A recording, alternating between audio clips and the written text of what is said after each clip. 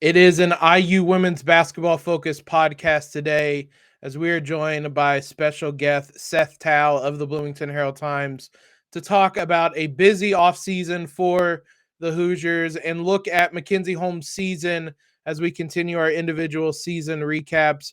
Exciting episode in store today. You are Locked On Hoosiers, your daily podcast on the Indiana Hoosiers. Part of the Locked On Podcast Network. Your team every day.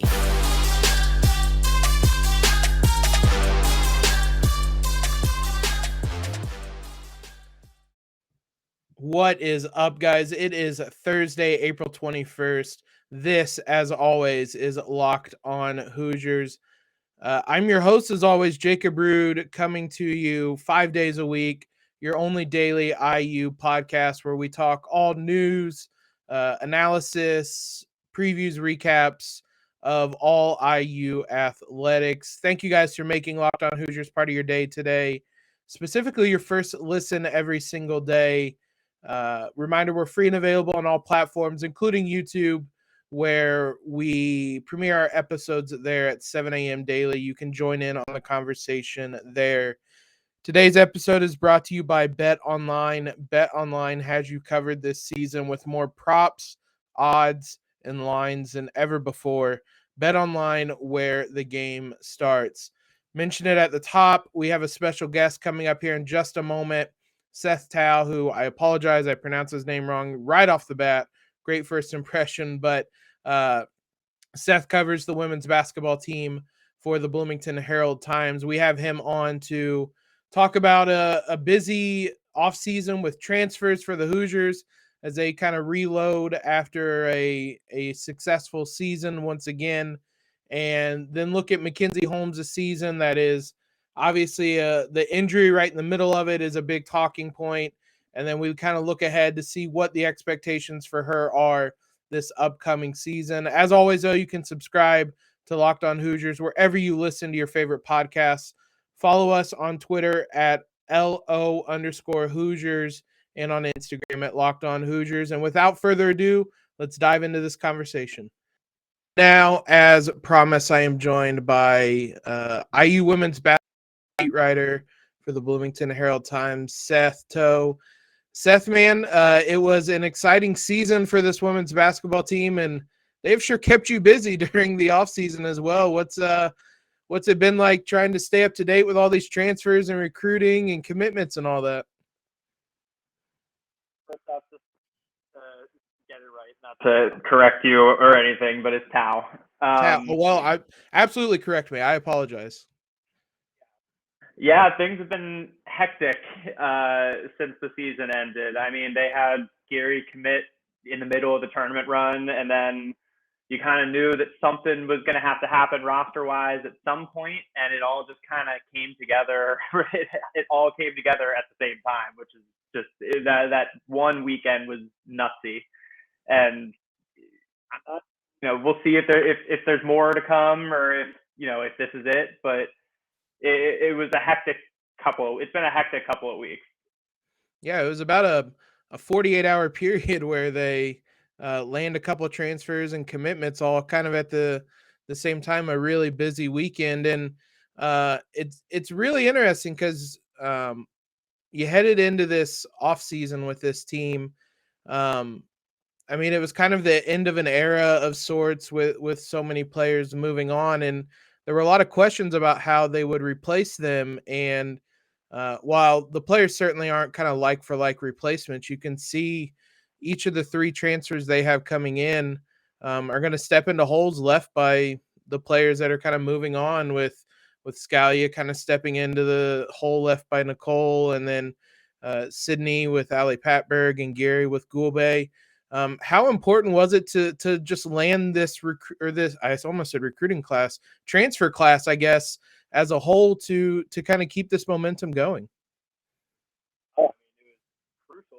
Really important. I mean, you lost three foundational players for the program. I mean, obviously Ali Patbebrg and everything she did over her 4 years playing for IU, and I mean 5 total years.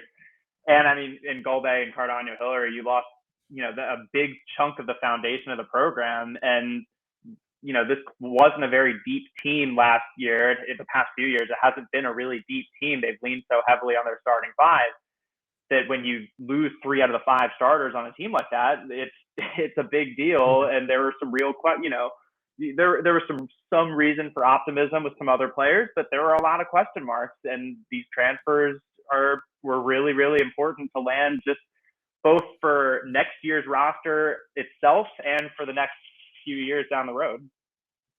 Yeah, absolutely. And kind of want to touch on each of these transfers a little more in depth here. And we can kind of start at the backcourt as a pairing because I think they bring kind of a important dynamic to this IU team that they didn't have last season with 3-point shooting. If there was a big weakness, I think, for this IU team last year, it was that they didn't shoot the ball particularly well from outside. They'd have moments, but as a whole, it wasn't really a strength for this team.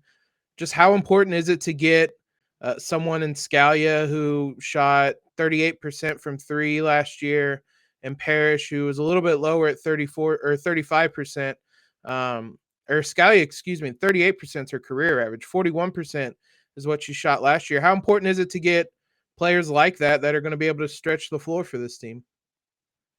I mean, it's massive. You said it. They didn't have, Scalia's 3-point shooting percentage was higher than anybody on Indiana's last season. I mean, you'll remember she almost single-handedly beat IU at Assembly Hall in February. It had a big game, and she did that for Minnesota all season. I mean, she was Minnesota's best player last year. I mean, that in itself, I think, is a big deal, just for a program to get a player like that from within the conference.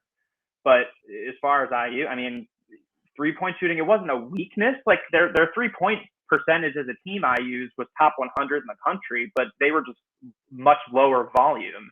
They preferred to lean on, their bigger strengths were the post game and pretty much Grace Berger in the mid range, and obviously they preferred to try to get to the rack. So, it's not like they were bad at 3-point shooting. It just wasn't something they relied on. But getting someone in Scalia changes everything with that, because she averaged way more attempts, obviously, per game than anybody on IU did. So it kind of gives you an extra element you can utilize in your game there, which, not only helps the offense through that, but then that opens things up for everybody else on the floor, and so that's really important. Yeah, absolutely. And yeah, that is a much better way of putting it, is that it may not have been a weakness, but it wasn't a strength necessarily, or not their biggest strength, certainly, that they had last season. So it wasn't something that they did often. And then looking at Alyssa Geary, who comes in and fills a hole left by Aleksa Gulbe now in that front court.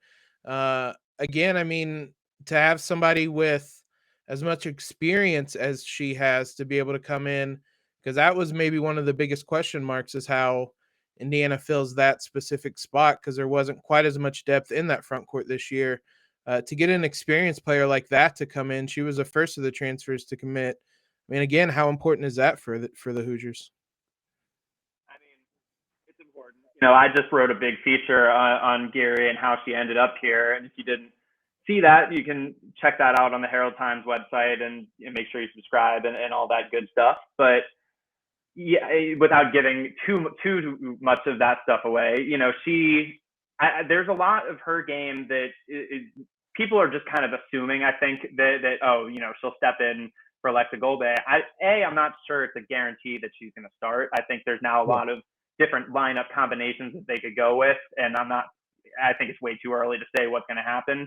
Another thing, she's coming off an injury that not everybody knew about. She was battling a shoulder injury all season last year. That's why her numbers dropped last year. Her numbers dropped as a senior at Providence than they were from her junior year at Providence. It's because she was battling a shoulder injury all year. So, she had shoulder surgery in March, like while she was going through this recruiting process to transfer. So she's still kind of, from what she says, it's on track, and she should be back to shooting normally over the summer if that timeline holds. But who knows? I mean, coming off of an injury, you never know what can happen, and a shoulder injury is a pretty big one for basketball players.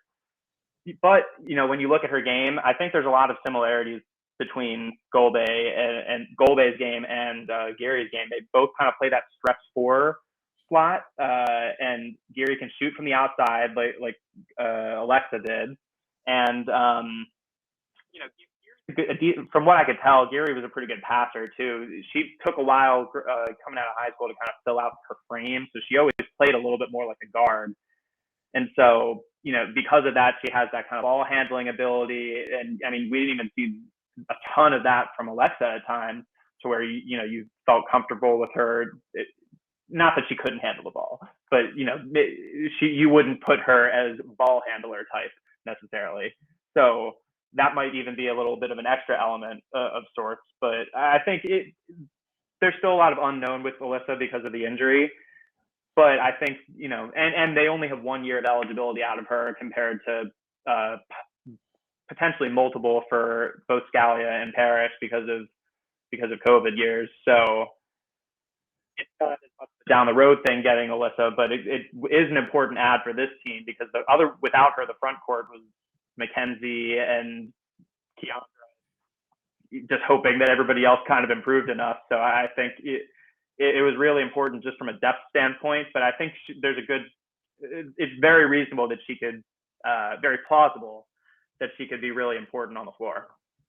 Yeah. And as you mentioned, it isn't a kind of a foregone conclusion she starts. When we did our season recap on Chloe Moore McNeil, I kind of hypothesized that if IU wants to go small, that maybe she starts in the maybe not as a stretch four, but maybe to just space the floor out a little bit. And there's a couple different ways Indiana could go with this, but they have depth. They have options that depth wasn't always there last season, especially when Mackenzie got hurt. I mean, I know it's way off into the future, and there's still some things that have to shake out in terms of transfers and things like that. But I mean, what are kind of the early expectations for this IU team? Is it to be, again, competing for a Big Ten title next season?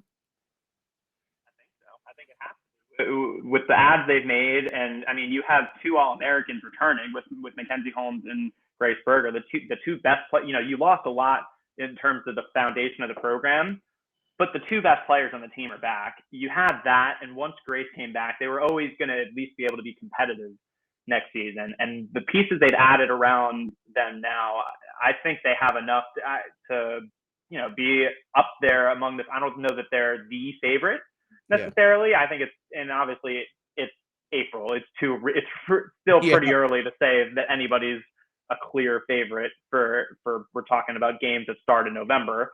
But I think the reasonable expectation, is continuing to compete for a Big Ten title. Yeah, it's going to be fascinating to see how all that shakes out. It was an exciting Big Ten season this year. They have quite the season to match or live up to, and expectations to live up to. But hopefully, it's an exciting one this season with Indiana near the top again. You mentioned that they're returning two All-Americans, and one of them obviously being Mackenzie Holmes. We're going to dive into her season with the Hoosiers and look ahead to see how she might be a big factor in this upcoming season as well here in just one moment. Before we talk about Mackenzie Holmes' season, our next partner has a product I use literally every day. I started taking Athletic Greens because I wanted better gut health. So what is Athletic Greens? If you're like me, you've heard about it on podcasts all the time. Well, with one delicious scoop of Athletic Greens, you're absorbing 75 high-quality vitamins, minerals, whole food source superfoods, probiotics, and adaptogens to help you start your day right. The special blend of ingredients support your gut health, your nervous system, your immune system, your energy, focus, recovery, and aging, literally everything. It's a cure-all for you guys. The best part is it costs less than $3 a day. You're investing in your health, and it's cheaper than your cold brew habit. It's cheaper than getting all the different supplements yourself. You're investing in an all-in-one nutritional insurance. And Athletic Greens has 7,000 five-star reviews. It's recommended by professional athletes. It's trusted by leading health experts such as Tim Ferriss and Michael Gervais. Right now, it's time to reclaim your health and arm your immune system with convenient daily nutrition. It's just one scoop in a cup of water every day. That is it. No need for a million different pills and supplements to look out for your health. To make it easy, Athletic Greens is going to give you a free 1 year supply of immune supporting vitamin D and 5 free travel packs with your first purchase. All you have to do is visit athleticgreens.com/college. Again, that is athleticgreens.com/college to take ownership over your health and pick up the ultimate daily nutritional insurance. Thanks for making Locked On Hoosiers your first listen every day. Now for a big announcement. Starting Thursday, April 28th, a week from today, tune into Locked On NFL Draft's live coverage of the 2022 NFL Draft. All 3 days, they will have real-time analysis from our extensive lineup of experts and insiders. For those of you dying to know who your team will take, catch Odyssey and Locked On's NFL Mock Draft Special, hosted by Brian Peacock and former scout Matt Williamson of the Peacock and Williamson NFL Show. It is up all week this week leading up to the first pick. The Locked On NFL Draft live coverage will be over at the Locked On NFL Draft YouTube page. Odyssey's mock draft will be on Odyssey and Locked On NFL Draft podcast feeds.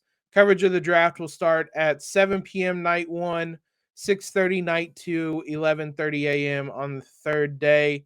And like I said, the mock draft is up all this week and Monday as well. Get all you guys need on the upcoming NFL draft from those guys.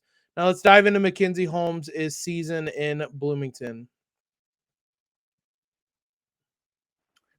Indiana, beginning of the season, a lot of the success that they had came on the back of Mackenzie Holmes playing really, really well.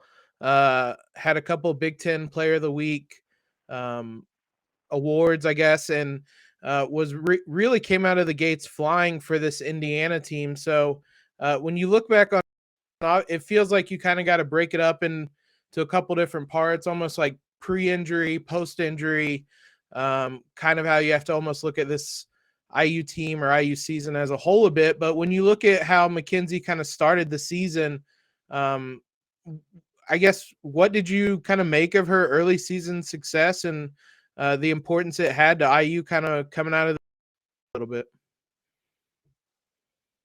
Well, you'll have to take anything I say about this particular question with a grain of salt, since I wasn't actually on the beat at that point. I started this job in mid-January, and by that point, I came in while they were in the middle of their COVID pause.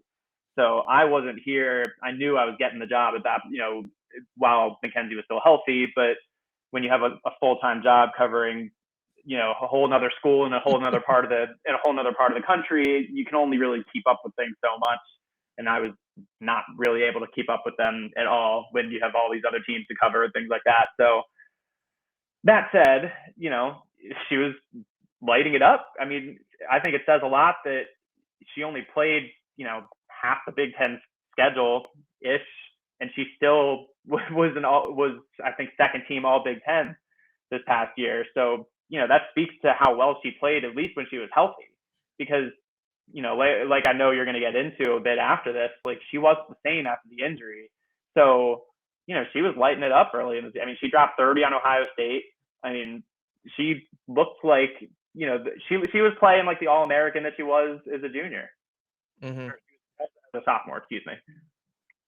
Yeah, and she was probably one of the early kind of Big Ten Player of the Year front runners before they really even got into, Big Ten play. But early on, absolutely, that Kentucky game as well that she scores 29 points in. And yeah, that's a great point, because she very much was not the same when she came back, but she was so impressive at the beginning of the season that they kind of named her, not that she didn't deserve it, but a lot of that all Big Ten honors, I think, was based on what she was doing early on in the season. And then obviously, as you mentioned, and as everybody I'm sure remembers, kind of, I believe early January, she goes down with an injury that really I don't want to say left Indiana reeling because they still were able to compete without her, but it was a big blow to this team and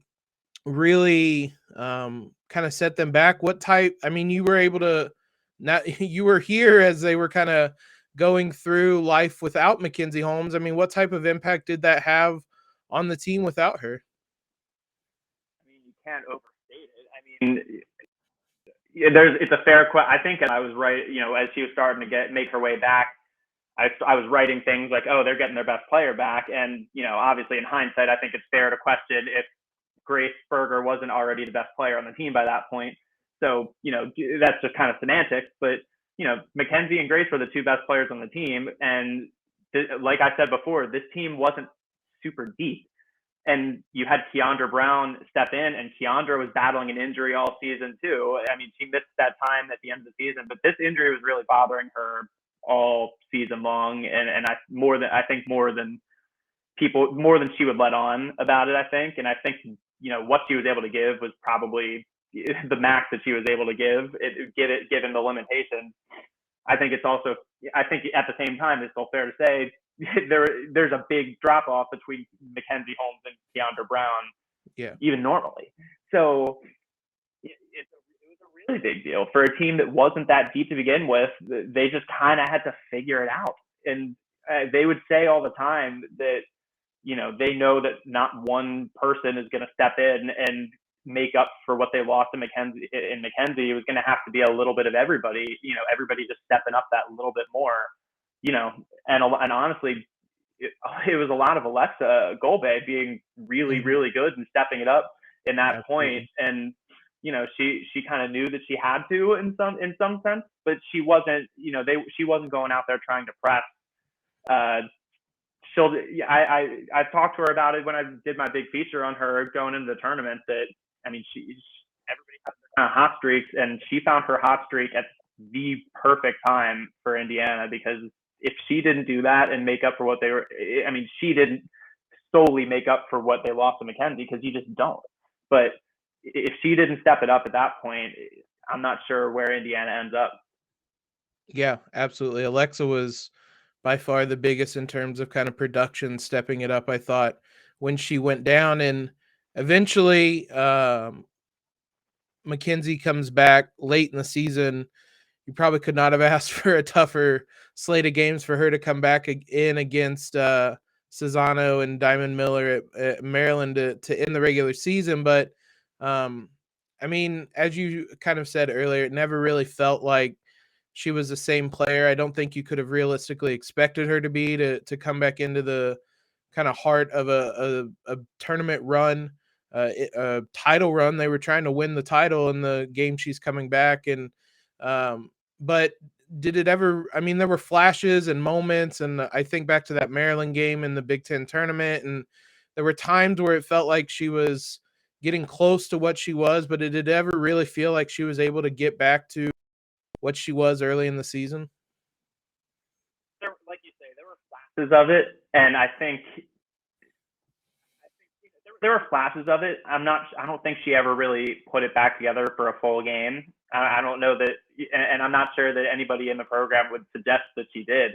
I don't think, she just wasn't there. And a lot of it had to do with not just you mentioned the tough slate to come back for. It had just as much, if not more, to do with, the condensed schedule that she returned in the middle of, because she came back for the Northwestern game without having practice. Yeah. Because, she just, she was spending so much time just getting back to her conditioning. She just didn't have the time to really work her conditioning level back up. And her, she had spent so much time rehabbing her knee and getting her knee to a point where she could play and just kind of manage through whatever pain still existed with the knee. But she wasn't ever able to really, she didn't have that much time to rebuild her endurance. So that was a bigger problem than the tougher opponents, is that she came back in. And you knew that when she came back for that Northwestern game, she was only going to be able to give you so much, and they ended up beating Northwestern anyway. And there were times, it's just put the coaching staff, I think, in a really tough position, because instead of having that practice time where you can kind of, keep working yourself up to a point where you're going to, keep filling that energy bar to get back to closer to 100%, that time had to be minutes in games. And, it can be really tough, like when you're playing a tough team like Iowa, where, those are really important games and against a pretty good team. It's a tough balance to strike between wanting to get Mackenzie the minutes she needs to get back to full strength so you can have a more strong Mackenzie Holmes for March. There's a balance to strike between that and wanting to make sure you're putting your team in position to win the game. And it's hard when those things are at odds with each other. It's really hard. And that was the case in some of those Iowa games where you're kind of having to make the call between, do we keep Mackenzie out there or do we pull the plug on this? Do we pull the plug on her today and, just hope that we can kind of keep it together with everybody else like we were before? And I think it was just a really tough position for Indiana to be in. And Mackenzie was just never the same after that injury. And, there were flashes in the Big Ten tournament and in the NCAA tournament once she had some more practice time under her belt where she could, log those minutes and, get up and down the floor and get that conditioning level back closer to what it was before. But she was never really the same. Yeah. And I mean, we've mentioned a couple times trying to get your endurance up playing Sonano is about as tough of a task as anybody is ever going to have. Those two Iowa games, I mean, she ended up playing Iowa 3 times in a couple weeks there. So that was about as tough as it could possibly be in that regard. But she was able to have those moments where she looked like the Mackenzie Holmes of old. And now heading into next season, having her back, we're going to look at kind of how important it is for her to get back to that All-American level and what maybe some of the roles or expectations for her are going to be next season. Before we look forward, betonline.net is your number one source for all your betting stats and sports info. Find all the latest sports developments, league reviews, and news, including this year's basketball playoffs and the start of the Major League Baseball season. BetOnline is your continued source for all your sporting wagering information, from live betting to playoffs, esports, and more. Head to the website today or use your mobile device to learn more about the trends and action. BetOnline, where the game starts. Now let's head back into this conversation about Mackenzie Holmes' season, this upcoming season. So you mentioned that, it was kind of neck and neck, and there's probably debates for both as to who was the best player on this team last season. The fortunate thing is that both Mackenzie and Grace are back for this next season. How important is it for this IU team to have Mackenzie playing at the level she was playing at before her injury this upcoming season now? I mean, it's really important. I mean, they're a deeper team, most likely, than what they were a year ago. The past couple of years, they're going to have a little bit more depth, but that doesn't mean that the team is going to be the same and be able to meet its expectations if Mackenzie Holmes isn't doing what you expect from her, which is, like you say, getting back to that all Big Ten, all American type of form where she's, able to pretty much take over a game and dominate. And like I said before, I think that adding the 3-point shooting around her can only help open more things up for her. I think, Geary, when they have Geary on the floor with Mackenzie, I mean, Alyssa played with another forward at Providence, like kind of like Mackenzie and Aleksa did. So she's used to that. Alyssa is. So it's not going to be that much different necessarily for Mac, but I mean, it's huge for this team to try to, it's season defining in some senses. If you can't have your star player at full capacity you saw it last year with Indiana. I mean, who knows where Indiana would have ended up?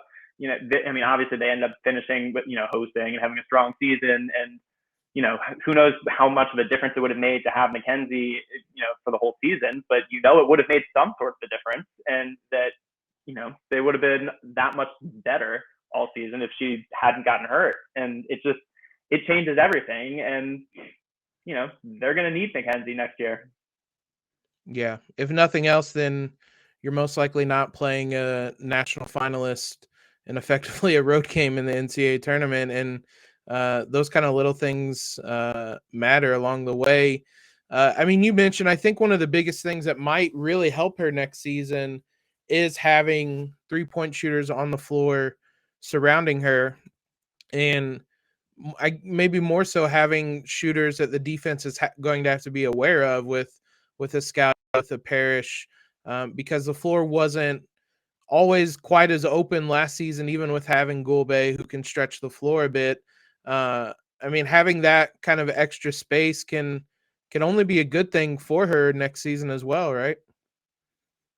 Absolutely. I mean, that was always something that, when you were able to start getting these flashes of 3-point shooting from this team last year, you would start to think, oh, how much they could open things up.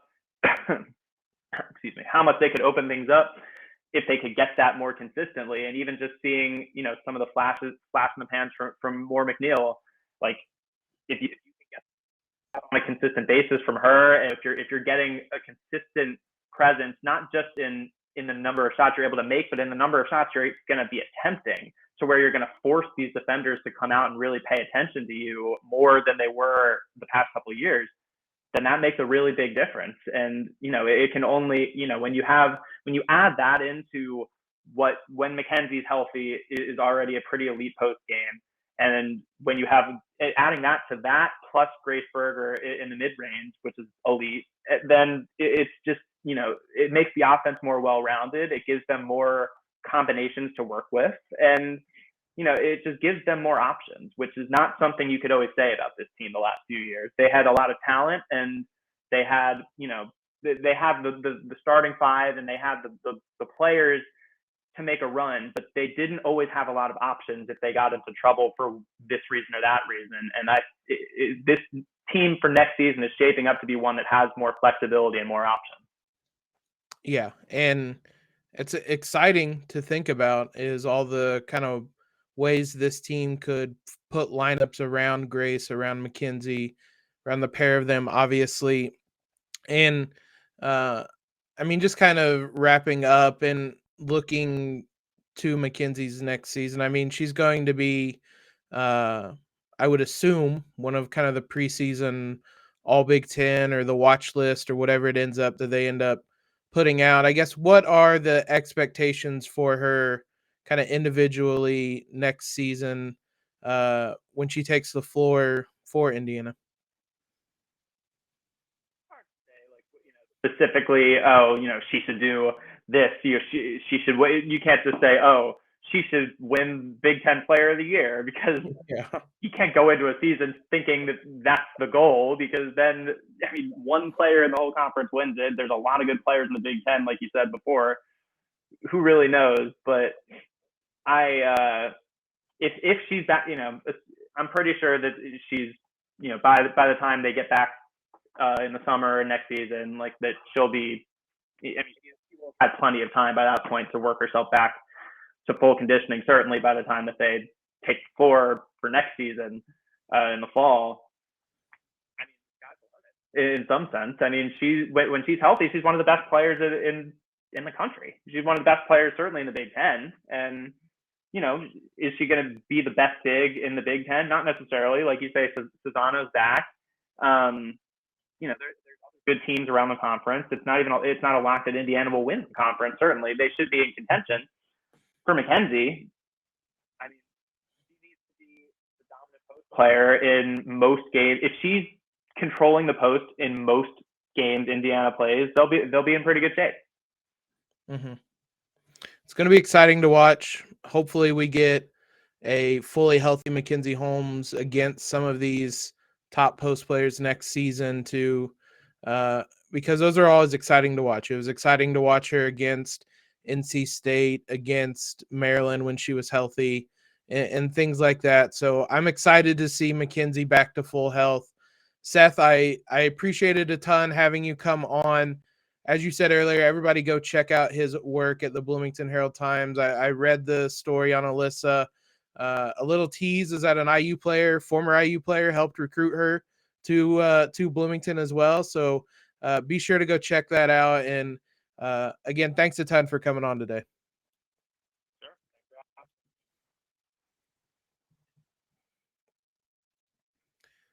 Thanks again to Seth for coming on and staying on despite me again mispronouncing his name. I apologize on that. There was a little bit of an audio issue. I'm sure you guys heard with his voice at the start of questions, but I appreciate you guys sticking out and listening to this podcast today. Thanks again for making Locked On Hoosiers your first listen every single day. We'll be back tomorrow doing one more individual season recap this week, looking at Jordan Geronimo's season, the breakout he had at the end of the year as well. Now for your second listen, head on over to Locked On NFL Draft. Ryan Tracy and former NFL cornerback Eric Crocker bring the NFL Draft to life every day with insight and analysis on college football prospects and NFL front offices. It's free and available wherever you get podcasts. Appreciate all the love you guys have given us. Make sure you follow us on Twitter. Subscribe to the podcast if you have not already. Most importantly, though, guys, have a tremendous Thursday, and LEO.